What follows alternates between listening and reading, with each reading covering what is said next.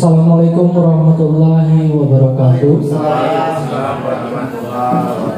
Alhamdulillahirrahmanirrahim. Wassalatu wassalamu ala asrofil anbiya'i wal mursalin wa ala alihi wasallam. Yang terhormat Bapak Kepala Sekolah SMP Negeri 13 Lebong beserta Ibu Wakil, yang kami hormati Bapak Ibu Dewan Guru SMP Negeri 13 Lebong. Baiklah Bapak Ibu Guru, hari ini kita ada acara tentang diseminasi aksi nyata budaya positif yang akan dilaksanakan atau dipaparkan nanti oleh Bapak Geri Susino MPD dalam program Guru Penggerak. Adapun susunan acara hari ini yaitu satu pembukaan, kedua penyampaian dari Bapak Kepala Sekolah, ketiga materi yang langsung disampaikan oleh CDP Bapak Geri Susino MPD, keempat nanti ada sesi tanya jawab, dan kelima nanti ada penutup. Tanpa panjang lebar, marilah kita buka acara hari ini dengan mengucapkan lafaz basmalah. Bismillahirrahmanirrahim. Selanjutnya adalah penyampaian atau sambutan dari Bapak Kepala Sekolah kepada Bapak Busro Gunoto SPD, kami persilakan.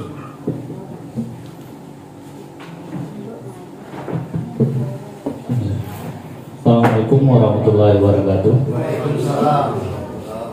Alhamdulillahirrahmanirrahim. Kita panjatkan puji dan syukur atas rahmat Allah Subhanahu wa taala, terutama nikmat ilmu pengetahuan dan kesehatan, sehingga kita dapat berkumpul di ruangan SMP 13 Lebong ini untuk melaksanakan aksi nyata dari materi budaya positif modul 1.4. Modul 1.4 yang akan nanti disampaikan oleh CGP kita Bapak Geri Susino MPD. Tidak lupa juga kita sampaikan sholawat bersalam dengan kita Nabi besar Muhammad Sallallahu Alaihi Wasallam. Semoga dengan sering-sering kita bersalawat kita mendapatnya syafaatnya. Ya Rabbal Alamin. Yang saya hormati Ibu Wakil Kepala Sekolah, Ibu Rini Febianti SPD GR. Yang saya hormati Bapak Ibu Dewan Guru dan staf Tata Usaha SMP 13 Lebong. Yang saya hormati Bapak Geri Susino MPD selaku CGP Angkatan 9 dari SMP 13 Lebong. Yang saya hormati dan ucapan terima kasih juga kepada fasilitator Ibu Jati Mulyani MPD. Dan saya hormati dan ucapan terima kasih kepada pengajar praktik Bapak Sikulo MPD yang telah membimbing dan mengarahkan CGP kami dari SMP 13 Lebong, itu Bapak Geri Susino MPD. Baiklah Bapak Ibu, jalangan ini nanti saya berharap Bapak Ibu memperhatikan ya pengimbasan dari Bapak Geri selaku CGP kepada kita seluruh Dewan Guru dan staf SMP 13 Lebong tentang budaya positif.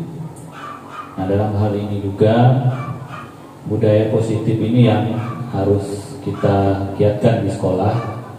Kita selaku guru SMP 13 Lebong itu harus mencari kelebihan dari siswa kita, bukan kekurangan atau kelemahan yang selalu kita cari dari siswa tersebut. Selalu kita berpositif thinking bahwa setiap anak, setiap kita memiliki kelebihan dan kekurangan masing-masing. Tetapi sekarang yang perlu kita cari adalah kelebihan. Terutama saya juga kepada seluruh Dewan Guru, saya tidak mencari kelemahan dari bapak-bapak, ibu, tapi saya selalu mencari apa sih kelebihan dari kita masing-masing. Nah, di dalam sekolah itu ada budaya positif Pak ya, ada budaya positif di materi ini. Terus nanti ada yang pertama kemarin itu profil pelajar Pancasila Pak ya. Itu pertama, itu kita berpanutan kepada Bapak Pendidikan kita, itu pahlawan nasional juga, itu yang bernama Ki Hajar Dewantara.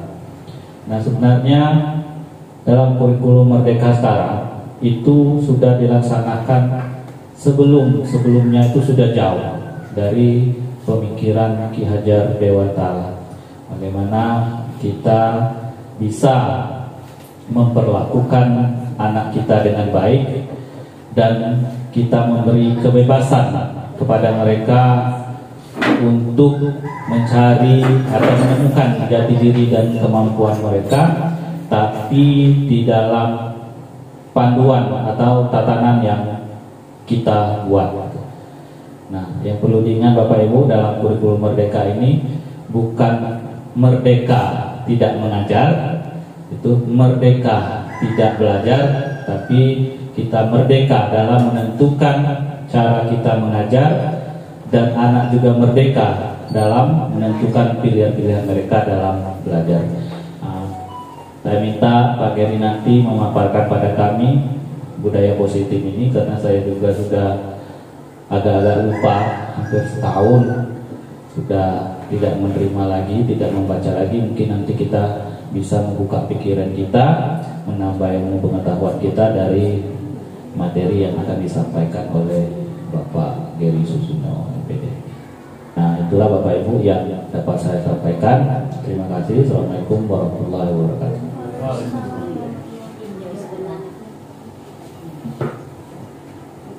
Terima kasih kepada Bapak Agus Rokunoto SPD atas penyampaiannya. Baiklah, kita lanjut ke acara kedua, yaitu materi tentang diseminasi aksi nyata budaya positif oleh CGP Bapak Geri Susuno MPD.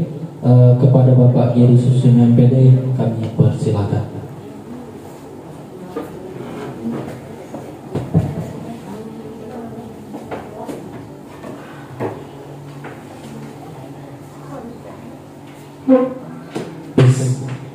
Baik, assalamualaikum warahmatullahi wabarakatuh. Gimana kabarnya Bapak Ibu, sehat semua? Alhamdulillahirobbilalamin, kalau sehat semua, semoga keberkahan untuk kita semua. Baiklah, di sini kami sebagai calon guru penggerak, nama saya Geri Susuno, mungkin sudah kenal semua, akan menyampaikan mengenai diseminasi aksi nyata budaya positif. Nah, jadi di guru penggerak itu kami dituntut untuk memberikan pengimbasan kepada rekan kerja sejawat dalam memberikan informasi bahwa ternyata budaya positif itu sangat dibutuhkan di sekolah. Seperti itu.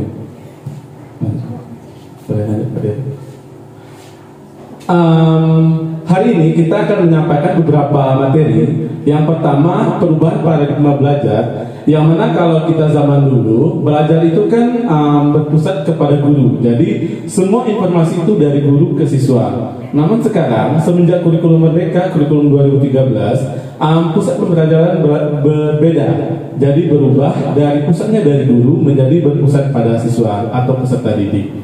Selanjutnya kami akan menyampaikan bagaimana disiplin positif, motivasi perilaku manusia, kebutuhan dasar, posisi kontrol restitusi, dan keyakinan kelas, sama menyelesaikan permasalahan dengan menggunakan metode segitiga restitusi.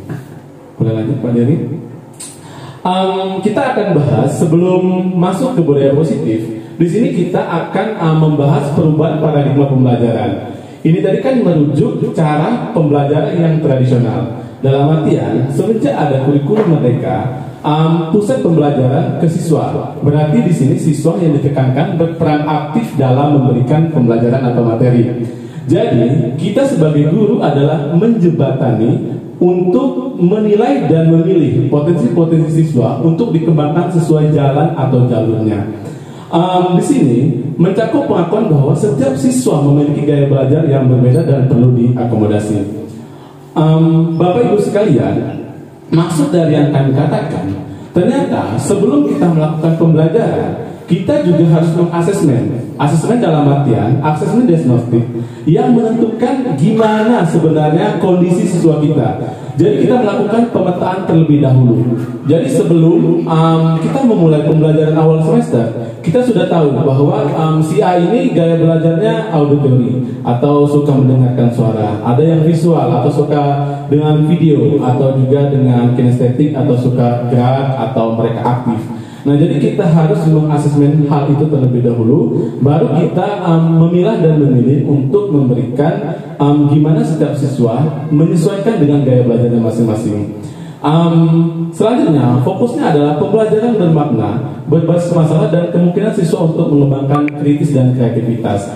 Maksudnya, pembelajaran ini berbasis masalah dalam artian kita sebenarnya kalau roh kurikulumnya kita memberikan permasalahan baru dibahas bersama dengan diskusi bersama siswa.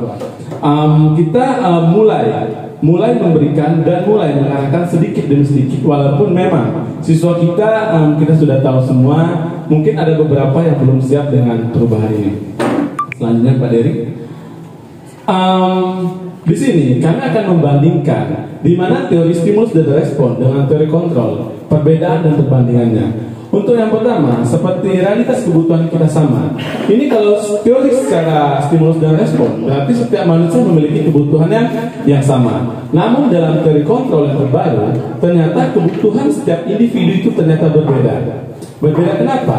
Karena pada dasarnya, individu itu memiliki kemampuan dan potensi yang berbeda-beda setiap orangnya. Dan kita sebagai pendidik atau sebagai guru harus memberikan apa yang mereka butuhkan, bukan apa yang kita tahu atau yang kita berikan, seperti itu. Jadi kita sebagai guru harus menyesuaikan dengan paradigma belajar baru. Seperti kita contohkan juga, orang lain bisa mengontrol saya, hanya Anda yang bisa mengontrol diri sendiri. Nah, di sini secara stimulus dan respon bahwa orang lain bisa mengontrol saya dalam artian orang tersebut jika memiliki intelektual tinggi atau mereka memiliki ilmu yang lebih, berarti mereka bisa mengontrol orang lain secara teori stimulus dan respon. Namun di sini dengan teori kontrol, ternyata siswa kita, murid kita itu hanya dia yang bisa mengontrol dirinya sendiri. Seperti yang kita analogikan, pernah dulu waktu kita analogikan, ibarat kata kita menggenggam telapak tangan. Dengan apapun orang yang mau membuka telapak tangan tersebut, kita tidak akan membukanya kalau itu tidak baik menurut kita, atau hal tersebut tidak menguntungkan bagi kita. Namun, jikalau itu menurut kita baik dan bagus, maka kita akan secara otomatis membuka tangan tersebut dengan sukarela. Hal ini apa? Coba kita bayangkan, jikalau siswa kita yang seperti itu, siswa tidak akan memberikan materi atau tidak akan menerima apa yang kita sampaikan jikalau mereka memang tidak berminat dengan pelajaran kita, dengan materi kita. Nah, hal inilah yang perlu kita tekankan di sini, bahwa sebelum kita memberikan materi, kita siap dulu untuk siswanya. Sudah siapkah mereka belajar? Yang pertama, sesuaikah pengajaran yang kita berikan? Yang kedua, terus metode dan cara kita mengajar juga harus kita perhatikan. Nah, jadi di sini bukan serta-merta anak yang tidak bisa berarti anak tidak mau belajar. Namun di sini kadang-kala mereka belum membuka diri mereka untuk kita. Udah kita berikan banyak pelajaran, jadi mental Bapak Ibu. Jadi seperti itu kondisi yang ada sekarang. Namun ke depannya, saya rasa untuk ini kita bisa mempraktekkan sedikit demi sedikit. Di sini kami juga sebagai calon guru penggerak, kami tidak menutup kemungkinan bahwa kami juga mungkin masih melakukan kesalahan-kesalahan di sini. Fatalnya itu, mungkin kita masih memaksakan kepada siswa apa yang kita ingin sampaikan, tapi kita tidak atau belum memberikan apa yang mereka butuhkan, seperti itu. Mulai lanjut Pak Dery. Selanjutnya, ini makna kata disiplin. Seperti kata Ki Hajar Dewantara, di mana ada kemerdekaan, di situ ada disiplin yang kuat. Jadi di sini, sungguh pun disiplin itu bersifat self-disiplin atau disiplin diri, yaitu diri kita sendiri mewajibkan kita sekeras-kerasnya. Tetapi itu sama saja, sebab jika tidak cakap melakukan self-disiplin, wajibnya penguasa lain mendisiplinkan diri kita, dan peraturan demikian harus di dalam suasana yang merdeka. Dalam artian, walaupun sudah kita jelaskan sebelumnya, kita analogi telapak tangan, bahwa sebenarnya kalaupun itu semenarik apapun, dipaksa sebagaimanapun, kalau orang belum menerima kita untuk memerdekakan diri kita, maka kita tidak akan bisa membuka telapak tangan itu. Tapi dengan kesadaran, kemauan, dan dibujuk supaya kita sesuai dengan dampak positif untuk anak tersebut, maka mereka akan sukarela menerima dan mendapatkan apa yang mereka inginkan dari kita. Mungkin bisa lanjut, Pak. Selanjutnya, disiplin positif. Maksudnya adalah pendekatan menekankan pembentukan perilaku positif dan tanggung jawab siswa melalui penggunaan hukuman, bertujuan untuk mengajar bukan hukum. Ini mencakup penggunaan aturan yang adil, konsekuensi yang konsisten, penguatan positif dan penghargaan untuk perilaku yang diinginkan. Baik, kita akan bahas poin-poin yang ada di sini. Yang pertama adalah untuk mengajar. Kadang-kala memang hukuman untuk mengajar itu bisa dilakukan. Selanjutnya, tapi di sini katanya bukan hukum. Nah, jadi sebenarnya kita sebagai guru di dalam konteks ini kita mengajar, memberikan ajaran dengan dalil bahwa aturan yang adil, ada konsep aturan yang adil. Berarti ini memuat kesepakatan yang telah kita buat bersama murid kita. Bukan dalam artian selama ini kita sama-sama melakukan juga. Saya juga belum ibarat kata belum melakukan yang di sana. Memang sesekali. Namun pada dasarnya tujuan kita disiplin positif ini adalah kita penggunaan aturan yang adil. Jadi aturan itu harus jelas, mulai dari tata tertib, keyakinan kelas yang akan kita bahas nanti, dan konsekuensi yang konsisten serta dilakukan penguatan yang positif. Dalam artian penguatan positif adalah di mana kita memberikan penguatan kepada individu untuk terus berbenah menjadi pribadi yang lebih baik lagi, serta penghargaan untuk perilaku yang diinginkan. Bisa tunjukkan Pak Dery? Selanjutnya, 3 motivasi perilaku manusia. Ini mencakup dengan kebutuhan dasar dari manusia itu sendiri. 1. Untuk menghindari ketidaknyamanan atau hukuman. Manusia memiliki perilaku karena kadangkala mereka untuk menghindari ketidaknyamanan atau hukuman. Semisal, kita takut melakukan kesalahan karena kalau salah kita akan dimarahi oleh orang tua. Itu mungkin posisi kita dulu sebagai anak. Mungkin yang bapak-bapak sekarang, kalau kita pulangnya sore, seperti misalnya Pak Pit kayak gitu, nanti dia takut dihukum sama istrinya seperti itu. Itu juga termasuk mengapa dia harus pulang tepat waktu. Nah, makanya manusia itu memiliki motivasi ini untuk, berarti kalau aku pulangnya jam 5, nanti orang rumah marah, seperti itu. Jadi itu salah satu bentuk motivasi dari perilaku manusia. Yang kedua, untuk mendapatkan imbalan atau penghargaan dari orang lain. Seperti kita, misal kalau kita upacara di rumah dinas bupati kayak gitu. Kadang-kadang kita sebenarnya malas seperti itu jalan ke sana. Tapi karena kita kalau misalnya upacara di rumah dinas ada absennya, nanti kalau absennya nggak bagus kita dimarah. Tapi kalau absennya bagus, kita diberi penghargaan sama bupati seperti itu. Itu salah satu bentuk motivasi perilaku manusia. Terus yang ketiga, untuk menjadi orang yang mereka inginkan atau menghargai diri sendiri dengan nilai-nilai yang mereka percaya. Nah, jadi ini sebenarnya yang paling sempurna di antara yang lainnya.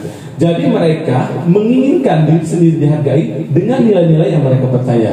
Jadi mereka sadar betul, ini misalnya kalau saya tidak datang terlambat, maka saya telah menanamkan nilai tanggung jawab saya dalam tugas ini seperti itu. Jadi mulai sadarnya dari diri, bukan karena ada motif, karena mau diberi imbalan atau diberi hukuman jikalau kita melakukan kesalahan. Yang selanjutnya adalah kembali ke kebutuhan dasar manusia. Di sini kita pahami bahwa ada 5 kebutuhan dasar manusia menurut teori kontrol. Yang pertama, teori kebutuhan bertahan hidup. Mungkin kita sudah tahu semua, kalau kita tidak cari uang, berarti kita tidak akan bertahan hidup. Mungkin kita akan mati kelaparan seperti itu. Terus kebutuhan cinta dan kasih sayang. Kecuali yang ini, konteks cinta dan kasih sayang. Misalnya kalau sudah menikah, ada yang sudah punya suami atau istri, itu salah satu bentuk kebutuhan akan cinta dan kasih sayang. Kalau belum menikah gimana Pak? Nah, ini kita pusing ini bahasnya. Kalau belum menikah, biasanya kalau kebutuhan ini, mereka itu kebutuhannya baru 50% biasanya. Karena terpenuhinya dari orang tua, dari orang-orang yang dekat sama mereka, atau PDKT nggak jelas seperti itu ya, seperti Popi kayak gitu, Pak Dery. Semoga aja sebentar lagi dia akan memenuhi kebutuhan cinta dan kasih sayang.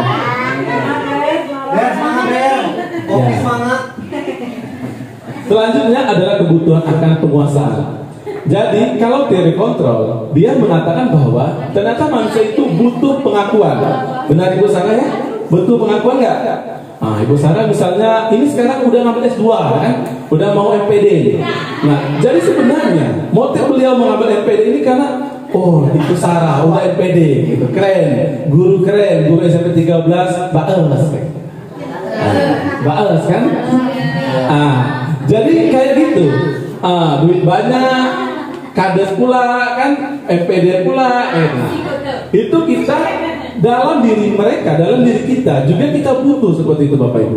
Tidak bisa kita pungkiri, jangan aku tidak butuh, itu bohong baiknya. Itulah yang bohong yang sebenarnya. Pada dasarnya ini kebutuhan wajib kita. Kita tuh ternyata butuh yang namanya pengakuan dari orang lain. Seperti itu Pak Indra ya. Jadi Pak Indra mungkin sekarang beda Pak ya. Semenjak Bapak lulus P3K mungkin Bapak sudah disuruh doa, sekarang didusunkan. Zaman kita duduk sudah baris depan gitu. Nah seperti itu bentuk konteks pengakuannya Pak. Ya. Terus yang keempat, kebutuhan akan kebebasan. Maksud kebebasan di sini kebutuhan dan pilihan. Jadi kita butuh dan kita memilih. Di sini kita bebas melakukan apa sesuai dalam konteks pilihan kita. Jadi kalau misalnya kita nggak mau milih, terus kita itu tuh tidak bebas sebenarnya, tapi kita memilih sesuai konteks. Yang dimaksud adalah kebutuhan akan pilihan dan kebutuhan dan pilihan. Selanjutnya kebutuhan akan kesenangan. Ini sudah tahu semua. Mungkin kita dengan belanja di Alfamart kita akan senang. Mungkin kita akan main di Karangio sore-sore kita akan senang. Ada juga kita mungkin senangnya makan, ada yang senangnya tidur dan lain-lain. Itu adalah kebutuhan akan kesenangan. Selanjutnya, di sini Bapak Ibu, saya tegaskan bahwa mungkin saya juga belum dalam posisi manajer atau pemantau. Mungkin saya masih dalam posisi penghukum. Namun di sini, untuk posisi kontrol, kami akan mencoba menjelaskan gimana sebenarnya kontrol yang bagus. Ini untuk pembelajaran kita ke depan. Yang pertama adalah posisi menghukum. Seorang penghukum bisa menggunakan hukuman fisik atau verbal. Nah, jadi hukuman itu ternyata dua, Bapak Ibu. Kalau kemarin kan kita hanya tahunya kalau dipukul berarti itu dihukum. Nah, ternyata dua. Kita juga sering kadang-kala lupa bahwa ternyata verbal itu juga hukuman. Kayak kita membuli anak sedikit, kamu ini nakal, kamu ini buruk, kamu ini gimana? Itu termasuk hukuman verbal juga. Jadi pada posisi penghukum, seseorang itu bisa menggunakan hukuman fisik maupun hukuman verbal. Yang biasa dilakukan misalnya menghadik, menunjuk-nunjuk, itu salah satu ya. Misalnya kamu ini kan gitu, itu termasuk hukuman juga. Terus menyakiti atau menyindir. Ini menyindir ini kadang-kadang kita lupa ya. Sindir menyindir ini sering terjadi. Di kita, di siswa, antara kita dan siswa, antara kita dan kita, antara kita dan orang lain. Itu juga. Ibu Sarah mungkin udah tahu ya. Ya, itu lebih ke bully katanya. Kayak kemarin juga waktu CGP kemarin kita daftar di situ kemarin kan itu sindir menyindir ya. Nah, itu tidak baik sebenarnya. Dampak pada murid dalam seorang hukum adalah perilaku kontrol negatif seperti murid mengulang kesalahan berulang kali, lalu perilakunya menjadi agresif. Agresif ini dalam artian menjadi lebih nakal, menjadi lebih was-was dan mereka tidak percaya diri. Kalau posisi penghukum, mungkin kita semua pernah di posisi penghukum. Saat ini juga mungkin kita beberapa dalam posisi penghukum. Namun pada dasarnya ternyata posisi ini memberikan dampak yang negatif. Kenapa? Karena pada dasarnya manusia itu kalau ditekan tanpa keinginannya, maka mereka akan memberikan atau memberikan perlawanan. Mungkin kita banyak menemukan siswa kita yang tidak suka atau tidak nurut, jadi kita menjadi posisi penghukum. Selanjutnya,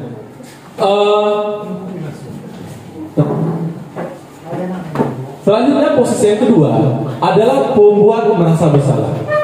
Ini mungkin sering kita lakukan. Kita berceramah mengatakan kepada siswa begini, kalau misalnya kalian nakal kayak gini, nanti bapak dimarahin kepala sekolah. Benar nggak kita sering katakan itu? Nanti kalau misalnya nakal kayak gini, kalian nanti dimarahin Ibu Rini loh, atau dimarahin Pak Gusro loh, atau nanti dimarahin guru BK loh. Ini salah satu bentuk yang posisi pembuat merasa bersalah. Jadi siswa itu akan merasa bersalah jika kita mengatakan hal tersebut. Benar Ibu Rini? Kata Ibu ini benar, berarti sudah benar. Nah, mungkin kita kan menjual nama pemimpin atau orang-orang yang bertanggung jawab untuk posisi ini. Ibarat kata kita juga, kalau kalian nakal lagi, saya lapor sama Papit. Ini salah satu bentuk posisi merasa bersalah. Jadi siswa tersebut merasa, oh ini tidak benar. Kalau misalnya saya nakal sama Ibu Sri, Papit ini turun tangan. Jadi siswanya merasa bersalah. Seperti itu kira-kira Bapak Ibu. Boleh lanjut Pak Dery? Yang ketiga adalah posisi teman. Guru pada posisi teman tidak akan menyakiti murid, ya. Tidak akan menyakiti murid. Namun selalu berupaya mengontrol murid melalui pendekatan persuasi. Maksudnya adalah pendekatan dari hati ke hati. Yang biasa dilakukan posisi sebagai teman adalah membuat alasan-alasan untuk muridnya. Dampaknya tapi ada juga dampaknya ternyata Bapak Ibu. Murid akan tergantung, tidak akan mandiri dan tidak bisa memutuskan keputusan sendiri. Dalam artian gimana? Kalau misalnya muridnya nyaman berteman sama Pak Muhajir misalnya, Pak Muhajir berteman sama murid, mereka dekat.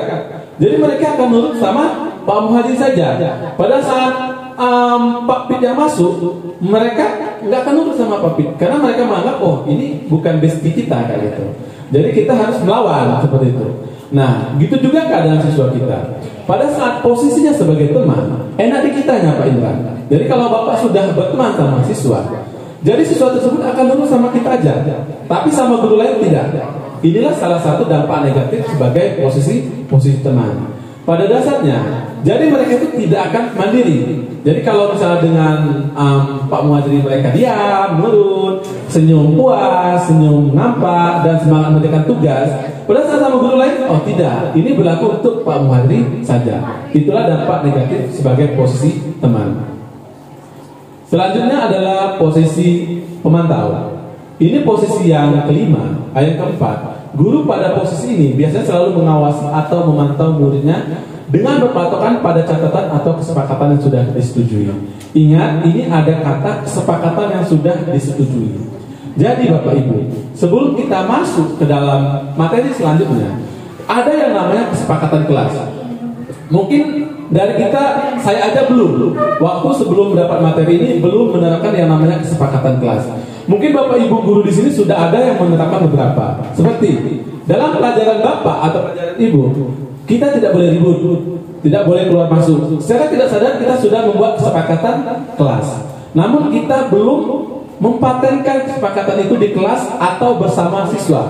Kita masih, oh kemarin kesepakatan kelas kita apa? Ah lupa Bu. Gitu. Mereka akan melupakan. Kenapa? Enaknya kesepakatan kelas ini nanti akan kita bahas selanjutnya. Kita sudah membuat kesepakatan kelas sebelum pembelajaran dimulai. Selanjutnya kita kembali ke posisi pemantau. Yang bisa dilakukan posisi sebagai pemantau yaitu memantau, menghitung, mengukur kedisiplinan murid. Jadi ini kita ibarat kata seperti Ibu Rini. Jadi kita memantau siswa, oh ini nggak masuk berapa kali, ini menghitung berapa kali, ini nakalnya berapa kali. Ini sudah masuk posisi pemantau ternyata Ibu Rini. Tanpa kita sadari sudah mendekati yang namanya posisi yang bagus yaitu posisi manajer. Ini sudah posisi yang terbagus nomor 4. Nanti kita boleh lanjutkan pada manajer yang terbagus ya. Ini Bapak Ibu, yang paling bagus dalam materi ini adalah posisi manajer. Di mana seorang manajer memiliki keterampilan dari posisi teman maupun pemantau, dan demikian bisa jadi waktu-waktu tertentu kembali kepada posisi kedua tersebut. Jadi kadang-kadang dia pemantau, kadang-kadang dia sebagai teman. Jadi dia dikombinasikannya seperti itu. Guru pada posisi ini biasanya guru membuat sesuatu bersama murid, mempersilahkan mempertanggungjawabkan perilakunya. Jadi kalau murid salah, guru sebut, oh salah kemarin. Sesuai kesepakatan kita, kalau salahnya begini, kita gimana? Nah, itu yang dinamakan kesepakatan kelas. Terus, mempersilahkan murid, mendukung murid agar dapat menemukan solusi atas permasalahan sendiri. Nanti kita bahas di materi segitiga restitusi. Yang dilakukan guru pada posisi manajer biasanya mengajukan pertanyaan-pertanyaan terkait nilai kebajikan. Jadi kita sebagai guru harus sabar betul dalam posisi ini. Dalam artian, kalau kamu misalnya merokok, apa yang kamu langgar seperti itu? Sesabar itu Bapak Ibu guru.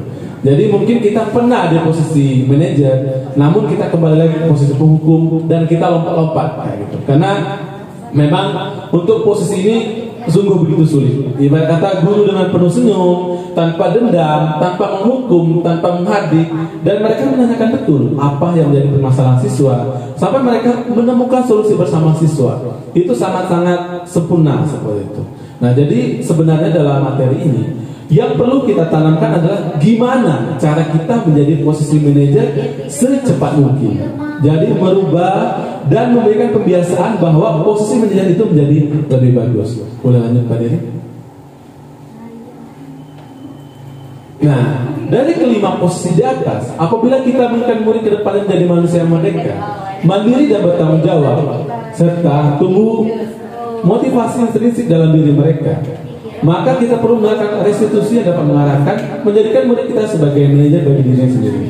Jadi poinnya, kita sebagai guru menjadi posisi manajer, sehingga murid kita akan cepat menyadari bahwa apa yang mereka salah, sehingga mereka langsung memperbaiki sendiri dan menyadari bahwa nilai mereka sudah melenceng. Nah, dari hal inilah, kalau muridnya sudah mandiri seperti itu, gurunya sudah menjadi posisi manajer.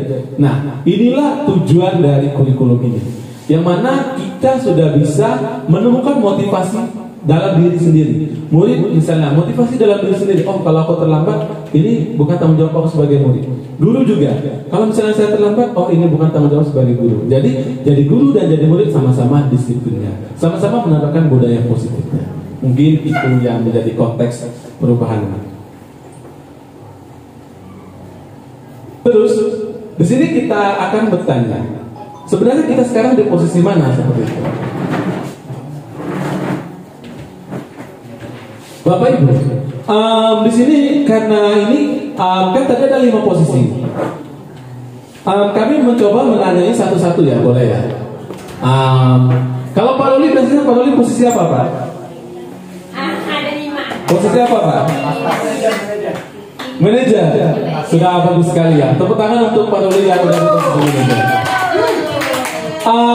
Terima kasih udah posisi manajer Pak Ruli. Mohon dipertahankan dengan kontinuitas, dengan terus menerus. Kalau Pak Pit posisinya apa Pak? Biasanya Pak? Penghukum aja Pak atau gimana? Kalau kita bola balik fleksibel. Jadi kadang-kadang kita mau penghukum kan Pak ya?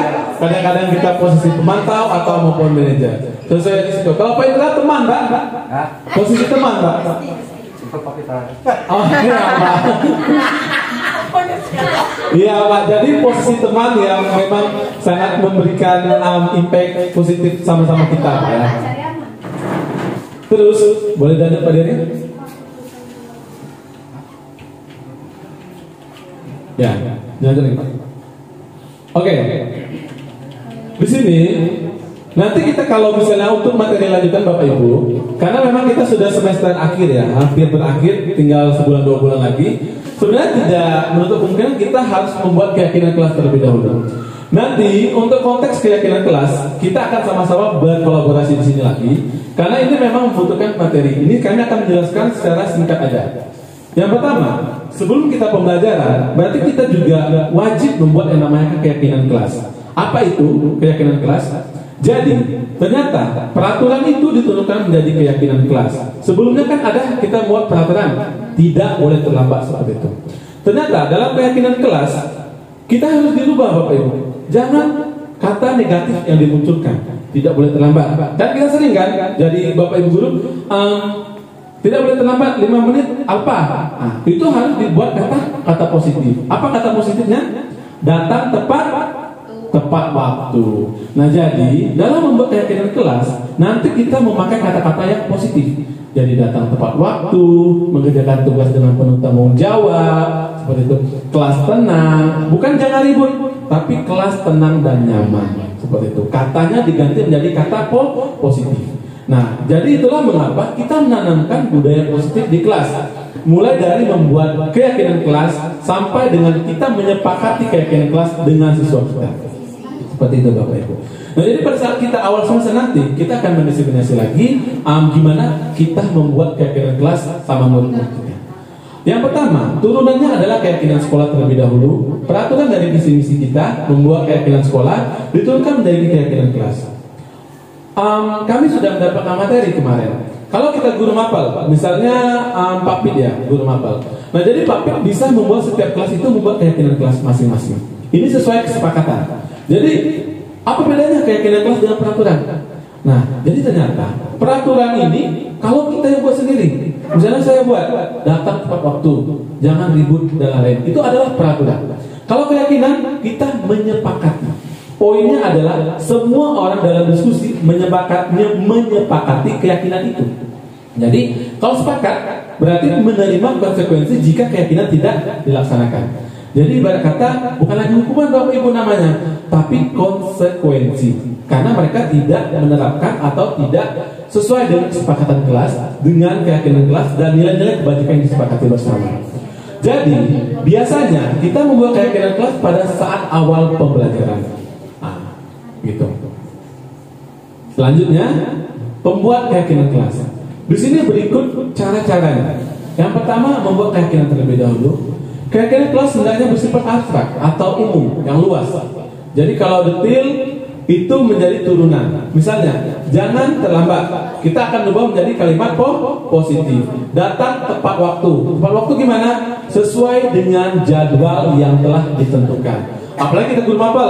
Jadi kalau kita buat tepat waktu 7.30, sedangkan kita masuk kelas jam 10, nanti mereka nggak datang nggak gitu. Jadi nggak sesuai dengan keyakinan kelas. Tapi kita buat datang tepat waktu sesuai jadwal yang telah dibuat. Selanjutnya, keyakinan kelas dituliskan berupa pernyataan yang universal atau yang umum. Kenyataan atau keyakinan kelas senantiasa dibuat bentuk positif. Jadi kata-katanya positif, jangan kata yang negatif. Keyakinan kelas hendaknya tidak terlalu banyak sehingga mudah diingat. Nah, jadi mungkin sekitar 5 atau 10 poin ke bawah. Jangan pula kita mentang punya kuasa membuat keyakinan kelas sekitar 25 keyakinan kelas. Tidak nambah lagi ya anak Bapak Ibu. Tidak ngerti lagi. Nah, jadi mungkin kita buat 5 sampai 10 paling banyak untuk keyakinan kelas. Selanjutnya, keyakinan kelas sebaiknya sesuatu yang dapat diterapkan di lingkungan sesuai dengan kondisinya. Nah, jadi sesuai dengan kondisi gimana? Misal, kita kan di pergunungan, jadi kita agak dingin kayak gitu.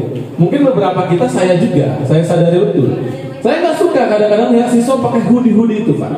Pakai hoodie, pakai jaket. Padahal saya kan kita agak daerah dingin kan. Sebenarnya ini perlu kita buatkan keyakinan kelas. Jadi jangan sampai padahal siswa ini memang pendingin.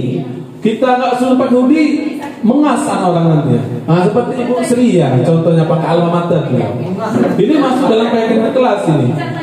Ya, kita menyesuaikan dengan keadaan yang ada di lingkungan kita. Selanjutnya, semua warga kelas hendaknya ikut berkontribusi. Inilah yang namanya keyakinan kelas. Jadi mereka itu punya kontribusi bersama-sama, menyepakati dengan cara sama-sama, lewat curah pendapat dengan bersama-sama, dan ditinjau dari waktu ke waktu. Misalnya kalau tidak relevan lagi gimana Pak? Nah, kayak kita misalnya COVID kan, padahal kita punya keyakinan kelas, kita harus tatap muka. Nah, kita COVID, kita harus nge-zoom. Nah, jadi ini bisa dirubah dari waktu ke waktu, direvisi, jadi difleksibilitas sesuai dengan keadaan yang berlaku. Boleh Pak Diri, lanjut Pak. Nah, setelah kita membuat keyakinan kelas, kita ditekankan untuk membuat atau menyelesaikan permasalahan dengan segitiga restitusi. Maksudnya apa? Kalau dalam BK, kami sudah mengenal lebih banyak dari segitiga restitusi ini. Tapi untuk guru umum seperti kita semua, kita disarankan untuk menyelesaikan permasalahan dengan segitiga restitusi. Gimana salahnya? Semua orang pasti pernah berbuat salah, bukan malah menunjukkan dengan memperjelas kesalahannya. Mungkin dari kita nggak sadar bahwa kita misal siswa ada ketahuan bolos seperti itu, kita langsung emang kau nakal, anak bandit kau, terus ini kau tidak rajin kau. Itu ternyata kita langsung mengejar siswa tersebut. Jadi mereka tidak punya kesempatan untuk menjelaskan apa yang terjadi sebenarnya. Ini berbeda jika memang pelakunya itu saja Bapak Ibu ya. Misalnya kalau tiap hari dia keluar masuk berarti udah dol. Itu beda. Kita tidak bisa langsung mengatakan terlalu halus seperti ini. Jadi beda perlakuan untuk segitiga restitusi. Yang pertama dalam segitiga restitusi adalah menstabilkan identitas terlebih dahulu. Pada bagian dasar segitiga, langkah pertama adalah menstabilkan identitas. Bagian ini bertujuan untuk merubah orang yang merasa gagal karena berbuat salah menjadi orang yang sukses. Jadi Bapak Ibu, misalnya di sini kata-kata yang akan kita katakan adalah saya pernah melakukan hal ini yang sama denganmu. Ini merupakan bentuk penguatan positif. Melihat siswa yang terlambat misalnya, padahal kita sebagai guru kan juga sering terlambat ya. Kita sadari betul kita masih sering terlambat. Saya pernah melakukan hal yang sama denganmu. Jadi pada saat siswa terlambat, kita jangan kamu nggak sesuai, kamu ini, kita langsung marah-marah. Tapi penguatan yang distabilkan identitas adalah di mana siswa tersebut merasa nyaman terlebih dahulu untuk menjelaskan masalah apa yang terjadi sebenarnya. Kalau kita sekarang kan kadang-kadang langsung kita aja yang ngomong. Pokoknya siswa tersebut kita langsung salahkan. Nggak tahu kadang-kadang kan siswa tersebut ternyata ada kebutuhan lain yang mereka tidak bisa hindarkan seperti itu. Nah ini salah satu bentuk dari segitiga restitusi. Jadi kita sadar dulu siswa tersebut apa permasalahannya, yang menjadi patokan apa yang jelasnya. Jadi kita tanyakan dulu, oh kamu kenapa terlambat seperti itu? Apa alasannya? Nah itu sabar sangat ibu bapak. Jadi di sini kita mencoba menerapkan segitiga restitusi untuk menyelesaikan permasalahan. Boleh lanjut pada ini yang kedua. Yang kedua adalah validasi tindakan yang salah. Langkah kedua, memvalidasi tindakan yang salah sesuai dengan keyakinan. Jadi ternyata Bapak Ibu, dari semua hal yang kita lakukan didasari oleh keyakinan kelas yang telah kita buat bersama, atau menaati peraturan yang telah ada sebelumnya dan disepakati bersama. Dalam artian, kalau peraturan yang kita buat kan tab-tabnya harus jelas. Tapi kalau kesepakatan dan keyakinan kelas itu sesuai dengan hasil diskusi bersama siswa. Ketika kita menolak murid yang berbuat salah, maka mereka akan tetap dalam masalah. Hal yang lebih diperlukan adalah kita memahami alasan mereka berbuat kesalahan sehingga mereka merasa dipahami. Nah, jadi kita ibarat kata kalau dalam Islam itu apa ya Pak ya? Tahu dulu permasalahan apa itu, lupa saya namanya ya. Apa ya? Tidak nama saya. Ibarat kata kalau ya cluenya itu kalau misalnya kayak Ayu Sarah, kita harus menanyakan benar-benar dia ngomong kayak gitu enggak gitu. Ya. Tabayun. Oke. Tabayun, terima kasih Pak Majri sudah mengingatkan kami. Jadi bertabayun terlebih dahulu dalam memvalidasi tindakan yang salah. Jadi kita jangan serta-merta langsung menindak seperti itu. Jadi apa benar, apa iya seperti itu, mereka benar-benar melakukan hal tersebut. Jadi kita harus jangan suzon katanya Sarah. Sangat benar sekali. Nah jadi ini tabayun ini ternyata merusak sistem kalau kita tidak melakukannya. Jadi fitnah itu bisa tersebar kemana-mana. Kita meyakini hal-hal yang kita percayai, padahal itu tidak benar secara sistemnya. Boleh lanjut Pak Dery? Terus yang ketiga adalah menanyakan keyakinan kelas. Menanyakan keyakinan kelas adalah langkah selanjutnya. Jadi setelah kita bertabayun tadi, maka kita harus menanyakan apa keyakinan kelas kita yang tidak sesuai dengan perilaku dia. Misalnya anak terlambat, kita contohkan Mario ini terlambat. Kita harus menanyakan, Mario, emang boleh di keyakinan kelas kita terlambat? Pasti dia menjawab, tidak banget. Pasti kayak gitu dia menjawab. Karena dia sadar betul bahwa kelakuan itu pasti salah. Nah, di sini kita harus melakukan hal yang ketiga, menanyakan kesesuaian tersebut dengan keyakinan yang dimiliki, seperti itu. Selanjutnya, ketika gambaran masa depan sudah ditemukan, maka guru dapat membantu mengarahkan mereka tetap fokus pada gambarannya. Segitiga ini dapat menumbuhkan motivasi internal murid untuk disiplin positif, terbiasa mencari solusi dalam permasalahannya. Jadi, kita sebagai guru diminta untuk mencarikan solusi bersama murid untuk menyelesaikan permasalahannya. Jadi kita tanya, kalau misalnya mereka terlambat, kita tanya gimana? Menurut kamu terlambat itu salah atau enggak? Pasti dia nanya salah apa? Sesuai enggak dengan keyakinan kelas kita? Itu salah dalam keyakinan kelas kita karena sudah dibuat datang tepat waktu. Nah, terus pasti kita menanyakan, menurut kamu lagi, agar kamu tidak terlambat gimana? Nah, kita harus memunculkan ide gimana sesuatu tersebut bisa mencari solusi bersama kita. Pasti dia akan jawab, datang tepat waktu lah, atau ada pasang alarm lah, atau minta bangunkan ibu, atau mandinya cepat, atau bangunnya lebih cepat. Itu salah satu bentuk dari sebuah solusi dari permasalahannya. Jadi setelah turun dari keyakinan kelas, kita menerima permasalahannya, maka kita akan mencari solusi bersama murid tersebut untuk membantu menyelesaikannya. Seperti itu Bapak Ibu. Ibu Depa sudah berapa menit Bu? 44. Ya. Ini yang terakhir, beberapa hal yang harus disadari. Yang pertama, ini yang kami apresiasi dari Bapak Ibu semua, budaya apresiasi terlebih dahulu. Jadi kita kadang lupa nih, anak sudah semangat maju, anak gede-gede, siapa yang bisa? Saya Pak. Terus kita udah.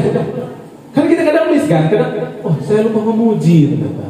Nah ternyata pada saat anak sudah maju dan sudah selesai, salah benarnya itu urusan belakang Pak. Salah benarnya itu nanti, tapi kita puji terlebih dahulu. Atau jangan pernah lupa mengucapkan terima kasih. Ya, apalagi misalnya kita minta tolong siswa, kadang-kadang kita lupa kan, kita gaya-gayaan banyak kerjaan. Kita minta tolong ambilkan sesuatu sama siswa, kita kadang lupa. Ya, padahal siswa tadi kan udah berharap tuh. Terima kasih. Dalam hatinya kan, aku mau dianggap sama Bapak Ibu guru. Terima kasih. Nah di sini kita kadang lupa mengucapkan atau mengatakan apresiasi dengan terima kasih, dengan memohon maaf dan lain-lain yang bisa membuat mereka merasa tersanjung Bapak Ibu. Karena kita sadari bersama, anak-anak itu adalah individu yang unik. Jadi mereka itu juga butuh yang namanya dihargai dan dianggap keberadaannya oleh kita. Jadi kan kadang-kadang kayak siswa ribut, mereka sebenarnya bukan mau ribut, tapi mereka itu mau dinotis. Oh, kalau misalnya Ibu Popi negur ribut, senang, Ibu Popi cantik. Nah, jadi negur ribut dia senang. Berarti dia itu kan untuk membuat dinotis, diketahui oleh guru. Nah, motivasinya tadi itu. Yang kedua, jangan ngejudge sebelum konfirmasi. Itu maksudnya konfirmasi Bapak Ibu. Cuma mau uji fokus kita bahwa itu konfirmasi kayak gitu. Nah, ini ngeles yang sangat biasa. Jangan judge sebelum konfirmasi. Jadi maksudnya jangan langsung mengatakan kamu salah, kamu kayak gini, kamu kayak gitu. Pada saat kita belum melakukan upaya yang namanya konfirmasi terlebih dahulu.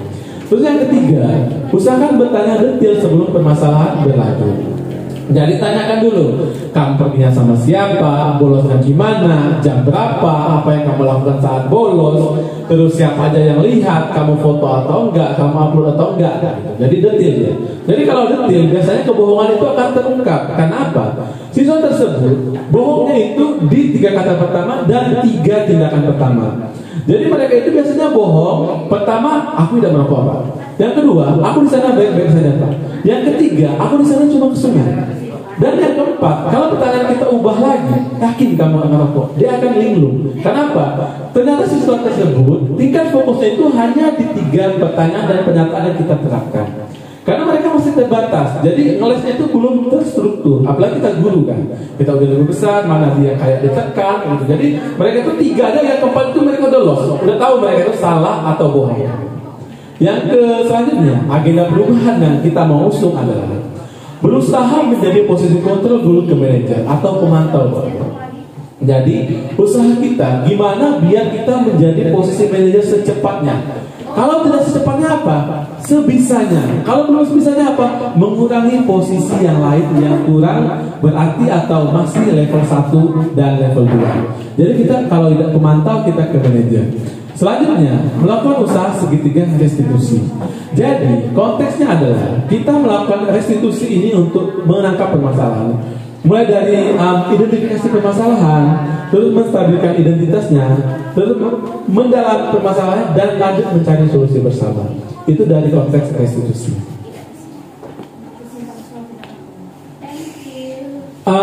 Mungkin hanya itu Bapak Ibu Dewan Guru sekalian. Terima kasih atas segala perhatian dan mohon maaf atas segala kekurangannya. Di sini kami juga mengatakan bahwa yang pertama, kami belum sempurna seperti yang kami sampaikan, tapi kita akan berusaha bersama. Yang kedua, mari kita bersama-sama merangkul siswa kita untuk menjadi siswa terbaik dalam versi masing-masing. Mungkin hanya itu. Demikian. Assalamualaikum warahmatullahi wabarakatuh.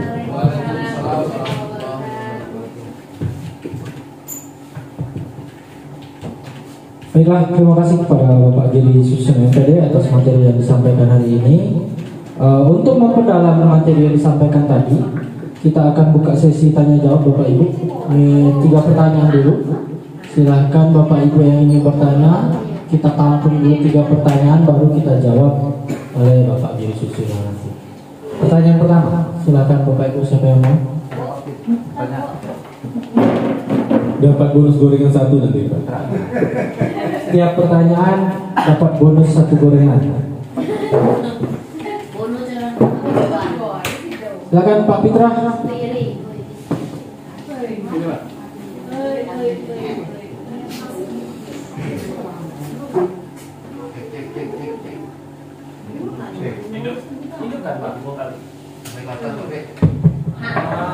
Assalamualaikum warahmatullahi wabarakatuh.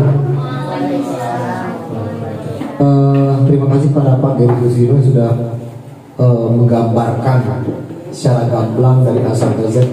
Saya agak sedikit tertarik tentang tipe dari seorang guru tadi ya. Jadi ada penghukum, kemudian ada termasuk manajer, termasuk juga pemantau. Nah, teman ya, ya. Yang menjadi agak sedikit apa ya? Bukan ini dalam benak saya, bukan ya. Manusia ini kan ataupun seorang guru ini kan sebenarnya kan otaknya kan berkembang Pak. Jadi kenapa saya katakan saya fleksibel? Kadang-kadang bisa jadi penghukum, kadang-kadang bisa jadi pemantau, kadang-kadang juga bisa menjadi manajer. Nah artinya apa? Saya rasa itu semua bisa dikembalikan ke guru tersebut kayak gitu. Jadi nggak mesti harus dalam artian kita menempatkan diri kita sebagai manajer, kemudian atau kita dilihat orang kita adalah sebagai penghukum. Jadi kita bisa menempatkan diri kita dan membuat diri kita kadang-kadang menjadi manajer, kadang-kadang menjadi pemantau, kadang-kadang menjadi penghukum lah seperti itu. Nah jadi pertanyaan saya, bagaimana apa ya hubungan kalau dikaitkan dengan perkembangan apa? Perkembangan cara mengajar guru ini. Apakah bisa dalam artian kita itu tetap membuat diri kita secara fleksibel saja tanpa harus kita mengatakan kepada orang bahwa saya ini manajer loh kayak gitu, bahwa saya ini hanyalah pemantau saja kayak gitu. Karena seperti saya katakan tadi, otak kita kan berkembang sesuai dengan seiring waktu, usia bertambah, pemikiran dewasa. Ya kita nggak bisa juga pagi ini menempatkan kita sebagai manajer langsung, secara langsung nggak bisa. Makanya saya katakan fleksibel lah seperti itu. Itu menurut saya. Bagaimana tanggapan Anda? Itu aja, terima kasih. Sementara waktu.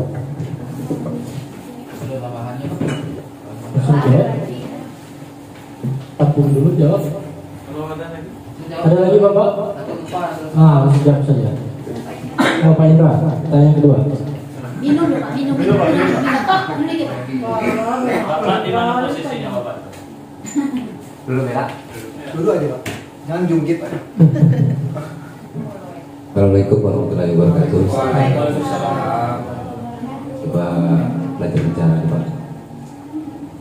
Jadi kita ini udah tua, udah punya pengalaman, tapi belum tahu hubungan manajer, teman, dan pengamat apa tadi? Jadi cara prosesnya itu antara manajer, teman, dan pengawas tadi gimana Pak? Gimana itu tadi? Boleh satu lagi Pak? Boleh. Boleh. Oh ya. Sedikit aja lagi, nggak banyak kan? Ini berkaitan dengan keyakinan kelas, dengan keyakinan. Jadi seperti disampaikan Pak Giri tadi, bahwasanya peraturan itu tuplek-plek harus dilaksanakan dan diberikan hukuman, ya kan? Dan kalau ini namanya keyakinan kelas. Dan kalau misalnya keyakinan kelas tersebut dilanggar, itu akan timbul konsekuensi. Sebenarnya kalau menurut saya itu hanya pengalihan bahasa saja. Karena peraturan gak mesti harus kita berikan hukuman. Toh yang namanya hukuman sama aja dengan apa tadi? Konsekuensi, ya kan? Nah artinya peraturan itu bisa juga kita buat dengan kesepakatan Pak. Jadi bukan dalam artian seperti kata orang peraturan dibuat, memang peraturan itu harus dilanggar, bukan kayak gitu Pak. Jadi kalau menurut saya pribadi, ini hanya pengalihan bahasa aja Pak. Kenapa toh nggak kita ganti aja lah keyakinan kelas dengan peraturan kelas? Toh nanti kan kita bisa sepakati juga.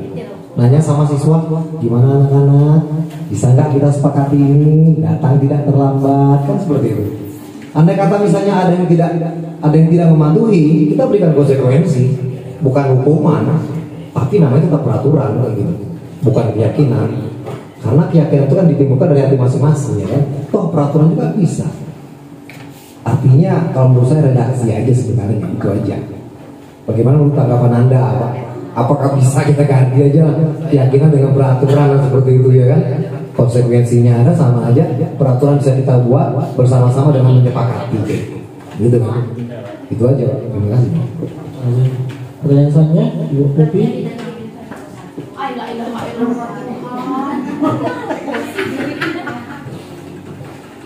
Baik, assalamualaikum warahmatullahi wabarakatuh. Waalaikumsalam.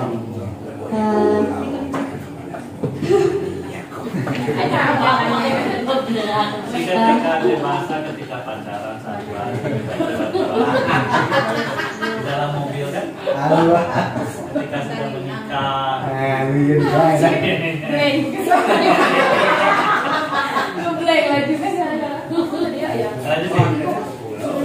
baik, saya ada dua pertanyaan mengenai pembahasan atau materi yang disampaikan oleh Bapak Giri tadi.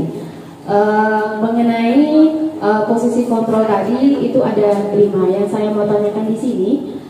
Sebenarnya 5 posisi ini kalau kita di realitanya ini sebenarnya yang mana yang bolehkah digunakan semuanya atau dipilih salah satu, begitu. Terus kalau kita seperti kata Pak Pi tadi, beliau mengatakan kalau beliau ini si fleksibel, berarti kan menggunakan semuanya sesuai dengan keadaan yang berlaku. Yang saya mau tanyakan tadi adalah apakah kita sebagai guru harus menggunakan atau cukup memilih saja sesuai dengan keadaan yang berlaku di saat itu. Itu yang pertama. Yang kedua yang saya tanyakan adalah setelah kita membuat kesepakatan dalam kelas atau bahasanya tadi keyakinan ya Pak ya. Keyakinan itu adalah sesuatu yang sudah dibuat kesepakatan tetapi sudah posisinya sudah disepakati, makanya disebut keyakinan tadi. Yang saya mau tanyakan, setelah keyakinan tersebut dijalani, misalnya ada beberapa siswa yang melanggar, di sana kan ada konsekuensi yang dijalankan. Nah, yang saya mau tanyakan, bagaimana caranya biar kita sebagai guru konsisten, Pak? Karena saya sedang menjalani di kelas 7A, contohnya ada kontrak belajar tersebut, ada keyakinan kelas, tetapi lambat laun ini saya mengalami sendiri. Kayak pertamanya ini semangat gitu kan, karena ada konsekuensi, tapi lambat laun itu semakin mudah gitu. Yang mau saya tanyakan, gimana caranya biar kita sebagai guru itu konsisten. Jadi keyakinan yang kita buat tuh nggak hanya di awal aja. Mungkin gitu aja Pak. Terima kasih. Wassalamualaikum warahmatullahi wabarakatuh. Waalaikumsalam. Terima kasih Bapak Ibu Guru. Sudah ada 3 orang yang bertanya. Walaupun pertanyaannya totalnya ada 5. Jawab ya Pak Yulia. Mulai dari Pak Pitra dulu. Pertanyaan pertama tentang 5 posisi kontrol. Apakah bisa fleksibel atau hanya tetap satu saja? Itu sama dengan pertanyaan Ibu Popi yang pertama. Oke. Dan juga sama dengan pertanyaan Pak Indra tentang hubungan 5 posisi kontrol ini. Terima kasih atas pertanyaannya Bapak Ibu, sudah meluangkan waktu dan memberikan perhatian kepada materi kami. Yang akan kami tanggapi di sini bahwa ternyata kelima posisi kontrol ini memiliki hubungan erat. Jadi sebelum mereka mengatakan ini, mereka sudah mengevaluasi dan mencari fakta bahwa ternyata dalam pembelajaran guru itu memiliki 5 posisi kontrol yang mereka pantau. Yang pertama adalah penghukum, pembawa rasa bersalah, teman, pemantau, dan manajer. Apakah kelima ini bisa kita lakukan secara fleksibel? Tentu bisa, Bapak Ibu. Karena pada dasarnya posisinya adalah pengelompokan dari mereka. Namun yang mana katanya yang paling bagus? Yang paling bagus ternyata di posisi manajer.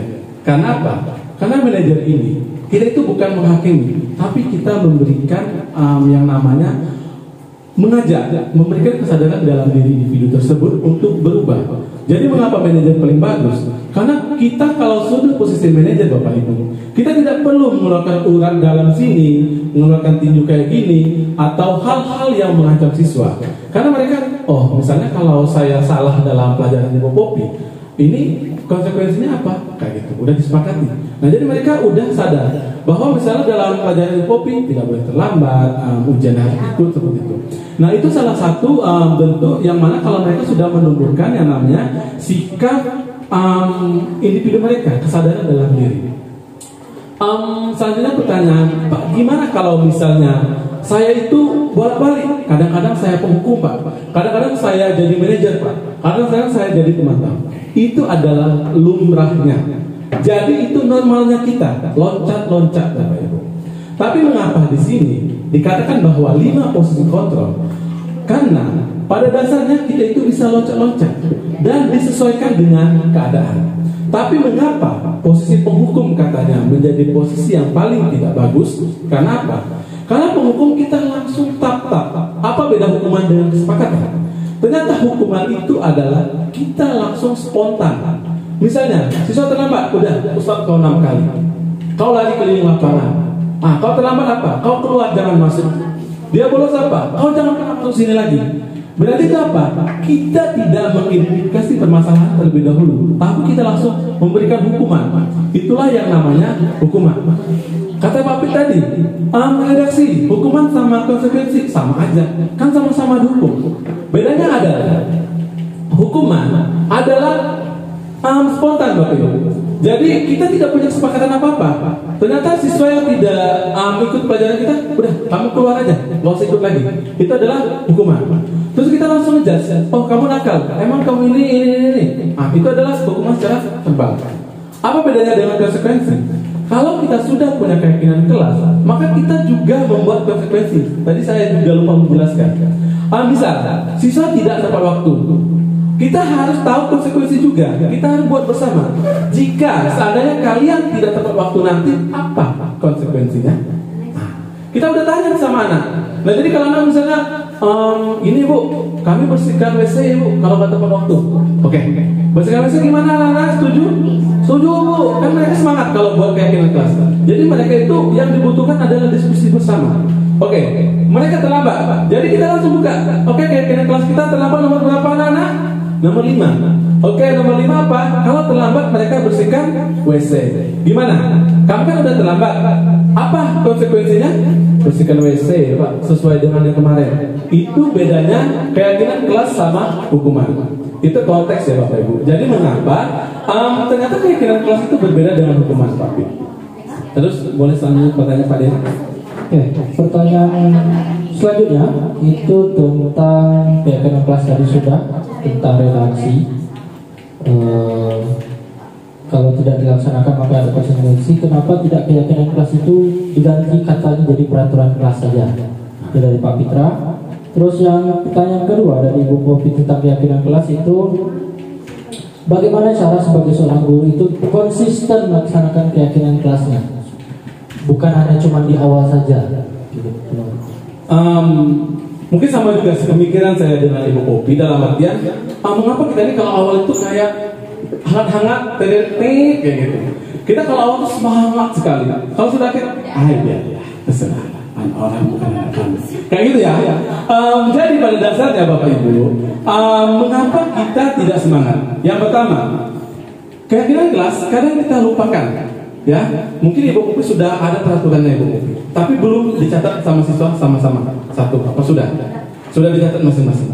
Sebenarnya konteks yang pertama, kalau memang mau bagus, turunan dari keyakinan sekolah menjadi keyakinan kelas dan juga menjadi keyakinan pada saat guru maba itu ditempel di dalam kelas.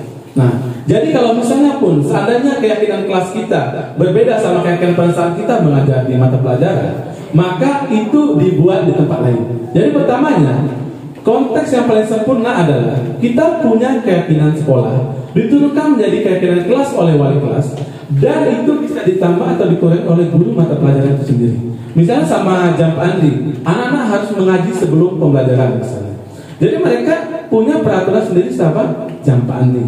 Tapi pada umumnya mereka punya keyakinan kelas yang dibuat oleh wali kelas bersama-sama. Itu disesuaikan oleh guru. Jadi ditempel. Itu untuk konsistensi, konsisten. Jadi kita keberlanjutan yang kita butuhkan. Dua, kita sebagai guru, kadang-kadang kita juga melupakan karena siswa ini terlalu sering nakal. Biarlah itu terus, tidak berubah. Itu kan kita bosan. Padahal tugas kita apa? Kita juga harus terus-menerus menanyakan keyakinan kelas yang dia langgar. Mungkin ini memakan waktu Bapak Ibu. Tapi kalau kita lakukan seperti itu, ibu ini ingat terus kayak gitu keyakinan kelasnya. Jangan yang itu masalah, pokoknya ingat dia nomor berapa keyakinan itu. Nah, kita sebagai guru juga harus konsisten di situ. Jadi kalau itu sudah diterapkan, sudah ditempel, sudah disesuaikan, konsekuensinya sudah. Walaupun kita sesibuk apapun.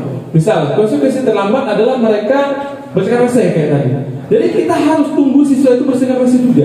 Jangan misalnya, sibuk mau ujian, gak usah bersikap reseh. Nah, berarti kita sudah melanggar apa? Konsistensi juga kita sudah langgar. Berarti kita, paling kali itu disebut tidak ada lagi. Jadi siswa tersebut kita langgar lagi, tidak ada konsekuensinya. Nah, jadi itu. Jadi kita kadang-kadang mengapa kita kalau awalnya itu kita masih sangat semangat betul, tapi pada saat akhirnya kita sudah kurang semangat, gitulah. Dalam diri kita juga belum kita tumbuhkan bahwa ini ternyata harus terus-menerus dilakukan. Mungkin hanya itu tanggapan dari kami. Jika ada yang merasa ada yang kurang atau apa, mohon ditanggapi terlebih dahulu. Terima kasih. Boleh ditambah Pak? Supaya Pak Pitnya tidak. Memang bahasanya itu Pak Pit kayaknya itu merubah redaksi. Memang betul kadang kayak karakter jadi P5, peraturan jadi kesepakatan. Tapi Pak Pit ada titik-titik poin di situ. Sama dengan kita mendidik anak kita. Kalau kita keras di rumah, tidak melihat karakter anak kandung lah kita omong dulu, hasilnya nanti itu bisa keras kan? Ya kan? Jadi keras dia.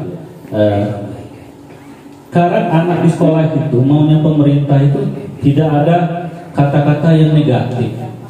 Jadi mereka itu ingin menumbuhkan kata-kata yang positif aja yang kata-kata itu. Tidak boleh datang terlambat. Kata-kata tidaknya itu mereka mau hilang. Bagaimana menghilangkan kata negatifnya? Dengan menggantikan datang tepat waktu. Nah, jadi terkesan anak itu dia mendapatkan materi yang positif, kata-kata positif. Sama dengan kita di rumah, seperti ini. Bapak lihatlah anak kandung kita, anak-anak di rumah, kalau dia bergaul dengan anak-anak yang sering berkata jorok, di rumah dia kata jorok juga. Ya kan? Keras loh kata-kata jorok so. Tapi kalau pergaulan mereka dengan teman-teman yang tidak berkata jorok, tidak segala macam, di rumah mereka tidak berani. Dengan orang lain juga tidak berani. Mirip-mirip seperti itu Bapak. Jadi dia menghilangkan yang negatif. Tidak boleh, jangan. Nah itu pemerintah itu mau mulai menghilangkan. Jadi mereka mengambil yang positif. Pada intinya ya semua. Redaksi itu tidak ada salah juga. Menukar itu benar, tapi pemerintah itu mulai ingin yang budaya positif. Nah, terus yang pemantau 5 posisi kontrol ini tergantung siswanya. Tidak bisa kita posisinya manajer kalau siswa itu kita harus posisinya teman. Iya, tidak bisa kita jadi manajer di kelas itu, tapi ternyata mereka itu hanyalah bisa kita hanya teman. Bisa juga Pak Rodi, kita di situ sebagai penghukum. Posisinya teman kita tidak bisa, posisi manajernya melonjak segala. Di situ kita bisa hanya jadi untuk monitor itu penghukum, tapi tidak boleh berkepanjangan terus penghukum terus.